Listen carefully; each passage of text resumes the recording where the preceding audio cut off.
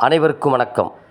41 குடும்பங்கள் தன் உறவுகளை இழந்து வீட்டில் தவித்து கொண்டிருக்கும் நிலையை 3 நாட்கள் வீட்டில் இருந்தபடியே யோசித்த விஜய் இன்று தனது எக்ஸ்தலத்தின் மூலமாக சினிமா பாணியில் மீண்டும் களமிறங்குகிறார்.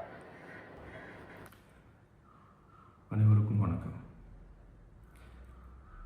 என் லைஃப்பில் இந்த மாதிரி ஒரு பெயின்ஃபுல்லான ஒரு சுச்சுவேஷனை நான் ஃபேஸ் பண்ணதே கிடையாது. மனசு முழுக்க வலி மட்டும்தான். இந்த சுற்றுப்பயணத்தில்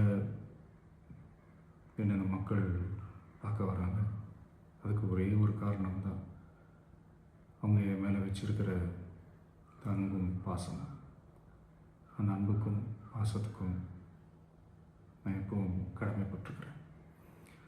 அதனால தான் இந்த சுற்றுப்பயணத்தில் மற்ற எல்லா விஷயங்களையும் தாண்டி மக்களுடைய சேஃப்டி, அதில் எந்த காம்ப்ரமைஸும் பண்ணிடக்கூடாதுன்றதுக்காக தான் அது என் மனசில் ரொம்ப ஆழமாக இருக்கும் அந்த எண்ணம்.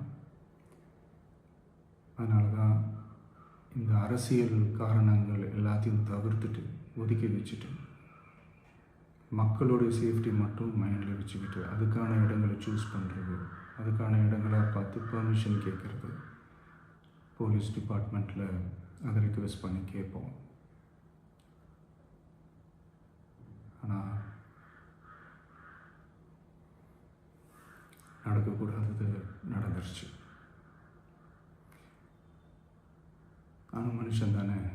அந்த நேரத்தில் அத்தனை பேர் பாதிக்கப்பட்டு இருக்கும்போது எப்படி அந்த ஊரை விட்டுட்டு என்னால் கிளம்பி வர முடியும்? நான் திரும்ப அங்கே போகணும்னு இருந்துச்சுன்னா அதை ஒரு காரணம் காட்டி அங்கே வேறு சில பதட்டமான சுச்சுவேஷன்ஸ், வேறு சில சம்பாவிதங்கள், அந்த மாதிரி எதுவும் நடந்துடக்கூடாதுன்றதுக்காக தான் நான் அவாய்ட் பண்ணேன். இந்த நேரத்தில் சொந்தங்களை இழந்து தவிக்கிற அத்தனை குடும்பங்களுக்கும் என்னுடைய ஆழ்ந்த இரங்கலை தெரிவிச்சுக்கிறேன். எனக்கு தெரியும், என்ன சொன்னாலும் இது ஈடையாகாதுன்னு எனக்கு தெரியும். ஹாஸ்பிட்டலில் ட்ரீட் பண்ணிகிட்ருக்கிற எல்லாருமே சீக்கிரமாக க்யூர் ஆகி வரணுன்றதை இந்த நேரத்தில் நான் வேண்டிக்கிறேன். கூடிய சீக்கிரமே உங்கள் எல்லாரையும் நான் சந்திக்கிறேன். இந்த நேரத்தில் எங்களுடைய வலிகளை, எங்களுடைய நிலைமையை புரிஞ்சுக்கிட்டு எங்களுக்காக பேசின அரசியல் கட்சிகளை சார்ந்த நண்பர்கள், தலைவர்கள் அனைவருக்கும் என்னுடைய நன்றியை தெரிவிச்சுக்கிறேன்.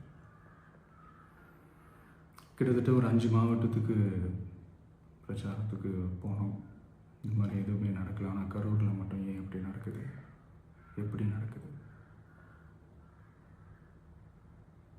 மக்களுக்கு எல்லா உண்மையும் தெரியும்.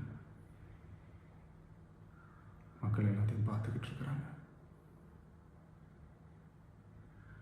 கரூரை சேர்ந்த அந்த மக்கள் அந்த உண்மையெல்லாம் வெளியில் சொல்லும்போது எனக்கு கடவுளே நேரில் வந்து இறங்கி அந்த உண்மைகள்லாம் சொல்கிற மாதிரி எனக்கு தோணுச்சு.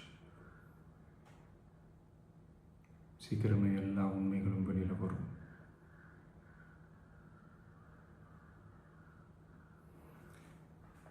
எங்களுக்கு தரப்பட்ட இடத்துல நாங்கள் போய் அந்த ஸ்பாட்டில் நின்று நாங்கள் பேசிட்டு வந்தோம். அதை தாண்டி எந்த தவறும் எங்கள் சைடில் நாங்கள் எதுவுமே செய்யலை. பட் இருந்தாலும் எங்கள் கட்சியை சேர்ந்த நிர்வாகிகள், தோழர்கள் மேலே எஃப்ஐஆர், அது மட்டும் இல்லை சோஷியல் மீடியாவை சேர்ந்த நண்பர்கள், தோழர்கள், அவங்க மேலே எஃப்ஐஆர்லாம் போட்டு இப்போ பிடிச்சிக்கிட்டு இருக்கிறாங்க.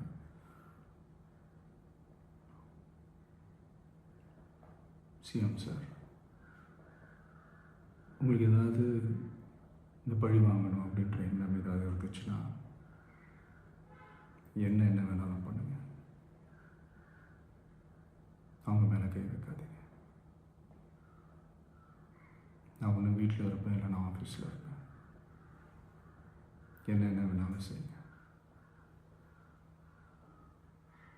நண்பர்களே, தோழர்களே, நம்மளுடைய அரசியல் பயணம் இன்னும் ஸ்ட்ராங்காக, இன்னும் தைரியத்தோடு கண்டினியூ ஆகும்.